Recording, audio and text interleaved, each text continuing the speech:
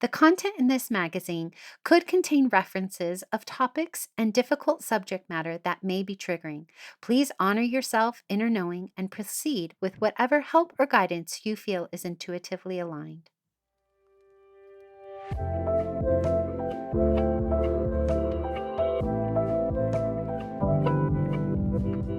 Welcome to Sovereign Magazine Podcast. I'm Nicole George, CEO and founder of Sovereign. I'm so happy you are here. We are the magazine podcast and community guiding 5 million women to their sovereign selves. From heart-led conversations to magical meditations, our inspiring guests will show you how they can help you step into your sovereign self. Are you ready to listen to your inner voice and step into your power?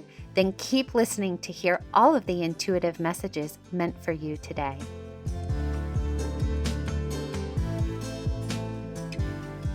Hello! Today I have the privilege of reconnecting with Terra Dawn, one of our amazing contributors. She is a life strategist and business owner who helps women step into their power in 2 ways: through building heart-centered, joy-filled businesses and through deep healing work that reconnects them with their inner child. Blending her background in human services with her own healing journey, Terra guides women to break free from self-abandonment, reclaim their worth, and trust life's timing.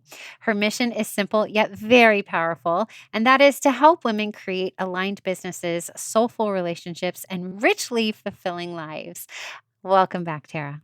Thank you for having me. It's such a pleasure, Ah, honestly. we're going to have such a good conversation today so if you are familiar with our special segment, Steps to Your Sovereign Self, she has like a little surprise for me, and I can't wait to hear what it is. It's about human design and her human design coach. So stick around for that. But today we're talking about the meaning of your life, which is our theme for our December new moon issue. And in your article, The Meaning of Life is the Greatest Gift. You really reflect on how the meaning of life is actually more about not the grand achievements that you have, but it's in the everyday, small, sacred moments, the healing of old wounds, and the courage to define success in your own terms, which most of us don't have the ability to do. And so when we do that, we're tapping into our inner child and breaking generational cycles in the meantime. But there's a lot of pain and joy that can come in this journey. So for those who haven't had a chance to read your article, maybe you could recap a little bit about this or what inspired you to write it. Well, it's interesting because when we are given our themes, my brain works in songs. I have a full-on jukebox in my head. And so the song that actually came to mind was a song by Faith Hill. And I encourage listeners to pull it up and listen to it. And it's called The Secret of Life. And I can hear the lyrics playing in my head as we're talking about this. And so it's not in those big grandiose. It is in the small things. It's in the people that we love the most. It's in the people that we get to connect with and embrace, even if it's a small interaction. It's the person in the grocery store. I'm the person that I can be in the grocery store line up and somebody will pour out their entire heart to me, and not because it's provoked by any means. And so to me, having that gift, possessing that gift is very much a secret of my life, a secret of me living on purpose. And so when we can reconnect with understanding, we talk about generational curses, but we're not talking enough about our generational gifts. That's one of the generational gifts of a long line of women that were healers and really powerful warrior women, embracing those gifts that we were born with, which ties into the human design stuff. But it's when we can embrace and sit in self-acceptance to that degree, to me, that's the secret of life, because we're so individual, but we were raised in conformity. We were raised in indoctrination to some degree. We were raised in the wanting to fit in, and that comes at a cost of belonging. We belong everywhere when we become who we are.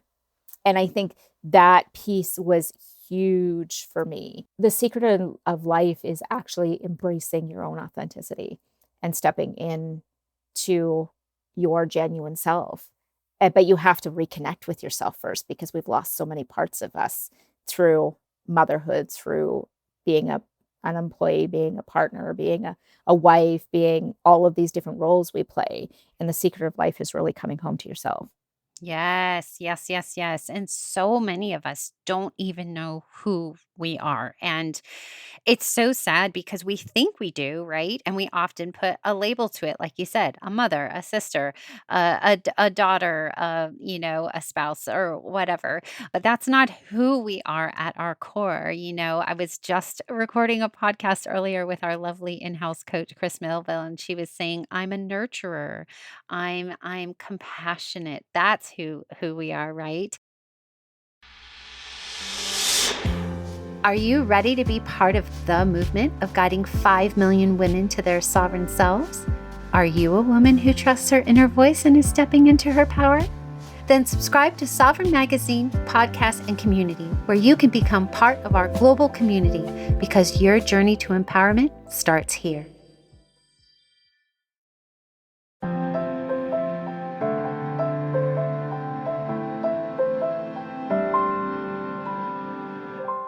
I think I'm going to go into steps to your sovereign self because personally, I'm so impatient. I cannot wait. But let's back up just a little bit. For those who don't know what human design is or have never heard of it, why don't you share what you're going through right now with your human design coach so that they have a little background before we get to the juicy part? Mhm.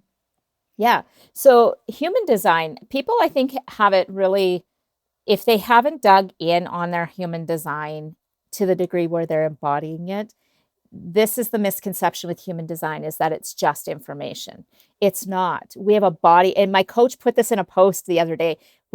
It's not a mind graph, it's a body graph. And people think that this is just about information and education. Human design is an embodiment, and it leads us to our actual God given, universe given design from birth. And my work is twofold. So, with my coach, I'm not only deconditioning all of my stuff, I am also becoming certified in human design. And so, my want is to do work alongside what I'm already doing that allows my clients to decondition the shadow self. And so, when I say the shadow self, with every gate, channel, center, there are shadow sides to it. And I find I'm very much, there's some people that really cringe when they hear the word shadow work. But shadow work is really about pulling back the curtain, pulling off the blanket, and putting light on the shadows so that we can clean them up and undust them and decondition them and turn it into the light. So I could call it light work, but that's would be sugarcoating it. And I'm not a sugarcoater of anything. And so what ties into this beautifully is that this morning we were talking about the heart center. The heart center is our place of being able to receive, where we step out of the proving, when we step into the worthy, we step out of the I'm not enough and know that we are enough. The heart center, and I have a defined heart. So my defined heart, the double-edged sword to that is that nothing's ever enough, right? It doesn't flow beautifully like in and out like an undefined, right? And there's conditioning that happens with undefined and defined. So for me, my conditioning was is I only had value if I was serving, performing, adding value, that my value wasn't intrinsic. And so this is very much my work that I do with my clients is learning that your value is intrinsic, that when you belong to yourself and you choose yourself, others will choose you as well. And so that was very much the message. And I said to my coach, I said, when she asks a question at the end of every session, deconditioning session that we do as a group, and I said, what I'm learning here is a new level of recognizing self. And I said, nobody can do me like I do me. And in the article, I actually asked the question without of a shadow of doubt, do you know who you are? And so this very much leads into the steps to sovereign self is it's actually something that I talk to my clients about often is like, I want to challenge you instead of introducing yourself as, hey, I'm so and so. I'm a wife to this person and I'm a mom of three and I have, this many grandchildren and I do this for work. That's not who you are. Who you are is, and so when I learned this, I shifted to my name is Coach Terra Dawn, or I'm Terra Dawn, and I am a sovereign woman who is extraordinary and passionate and spicy, and I don't sugarcoat things. Like, those are the things that you would learn about me if I gave you enough time. But these are my quote unquote warning labels, basically. You know that you're going to get it straight, whether you like it or not. I'm the one that will call out the unpopular opinion. I will call out the injustice as a Libra cusp Scorpio. So it's like, those are the things that are the heart of me. And when we can really challenge ourselves to stop introducing ourselves as all of our roles and saying, I'm an authentic, extraordinary woman who passionately leads others to realize their potential, that speaks to the heart of who I am. And you learn a lot more about somebody. So if I was to ask you to reintroduce yourself, not as the CEO of Sovereign, not as all of your roles, what would you say, Nicole? Mm. I'm curious to hear. Yeah, that's a really great question. So first of all, I would say I am a person with the biggest heart. I love to care about people. It is not in my nature to not be of service and value and just be happy. I had somebody tell me one time, "Why are you smiling? It's 7:15 in the morning." And I said, "What is there not to be happy about?" Like, I really was seriously confused because I just am genuinely happy. So if I'm unhappy, that means like all hell's breaking loose. But I love to go through life in such a positive way. So my how I would define myself is caring, nurturing, extremely loving, very sensitive, very empathic, just such a big heart. So that's how I would describe myself. Mm. Mhm. And I could confirm all of that because I know that about you. And so it allows us to come in with a degree of authenticity and intimacy being broken down to into me see. A lot of people think the word intimacy and they right away think sex or, romantic interest. Intimacy is something we can have it with every single individual. And, my intimacy with you is very beautiful because I already knew those things about you. And I'm pretty sure that when I describe myself, you're like, none of this is surprising to me. But it's because we share that deep vulnerability and that authenticity. And can you imagine how much more beautiful the world would be if we got brave enough to say, this is who I am, and these are all my warning labels in the best possible way. Warning labels don't have to be the red flags, they can be the green flags too. And so, like, could you imagine what would shift if we just showed up like that?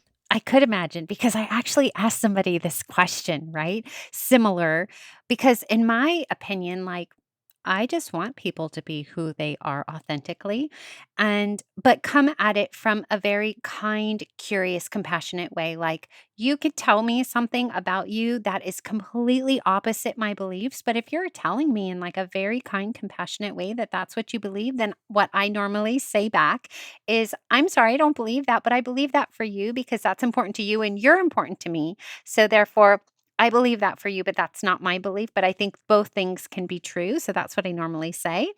But I said to this person, "Why can't we just be nice to each other?" Because she was being very vile. I'll just say that. And she said, "F being nice." And I was like, okay, yeah, you're not my kind of person."